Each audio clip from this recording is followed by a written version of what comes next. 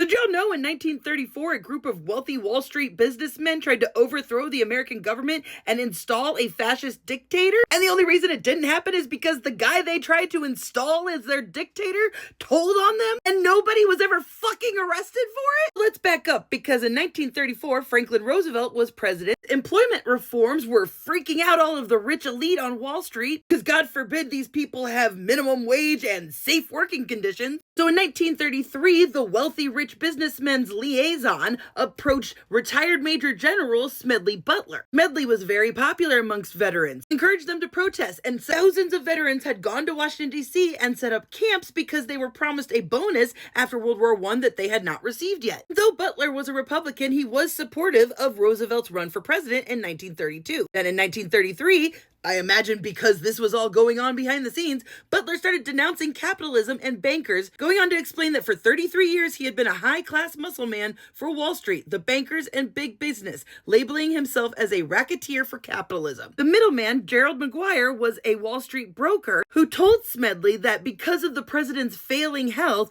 that they were going to do a coup, and he would have 500,000 men march to D.C., and they would have financial backing to take it over. If they were successful in their endeavor, that he would get near absolute power in a position they would create for him called the Secretary of General Affairs, while Roosevelt would assume a figurehead role. After he found out that he was going to be basically running a coup against the president, he revealed the story to his friend Paul Comely French, a reporter out of Philadelphia. He used to be his personal secretary, so they were good friends, and he trusted him enough to run the story. The reporter met with McGuire, and he openly was telling him about their fascist dreams, fully telling this reporter about their plot to take over the government. By November of 1934, a committee had been formed to investigate the Yahtzee propaganda and other propaganda activities. For 2 months, they investigated, including Butler testifying in front of them. First, nobody was taking this claim seriously, but by the end, there was absolute proof of what happened. But here's where it gets really fucked up, because the committee didn't bother calling any of the people that Smedley listed as co-conspirators in this plot. Not only that, but the names were withheld from the public, so even we don't know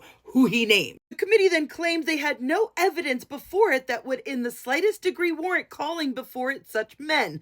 The committee will not take cognizance of names brought into testimony which constitute mere hearsay, even though the committee verified that McGuire's backers sent him to Europe for 7 months in 1933 to study the use of veterans organizations in sustaining fascist political governments. It confirmed that he was there on a research mission to try and provide a potential model that they could use to make theirs successful. And so Gerald McGuire was the only person to testify in front of the committee that was accused in this plot, and it's just a totally legit coincidence that 3 months after McGuire testified at that committee, he died of pneumonia at the ripe old age of 36. I haven't gotten to dive into who all the people that were mentioned in this were, but I thought I'd put them up here for you so you can take a look. 3 different high-ranking JP Morgan members, including a partner at JP Morgan, were implicated in this.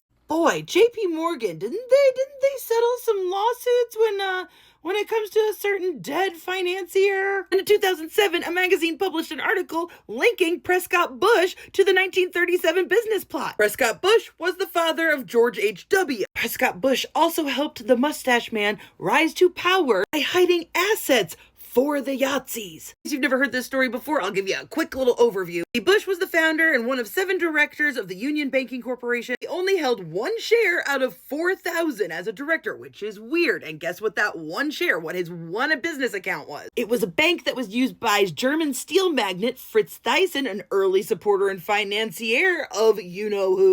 And it was basically used to launder the Yahtzees' assets. Something that the government got wind of in 1942, and any ties Prescott Bush had to it was, never founded, but they confiscated the gold until after World War II. And it's believed that Prescott Bush was the liaison, a key liaison, between the business plotters and the newly emerged Yahtzee party. These people have a 90-year head start on us. It's never going to stop until we stop it. These people were allowed to penetrate so many levels of government. We are about to lose our country, y'all. I mean, at this point, I think we all know we're just waiting till November, right? We're waiting till November. We're gonna see how that shakes out. I'm gonna start saving up now for a trip to DC, and I think everybody should. Just overnight, tent cities, y'all.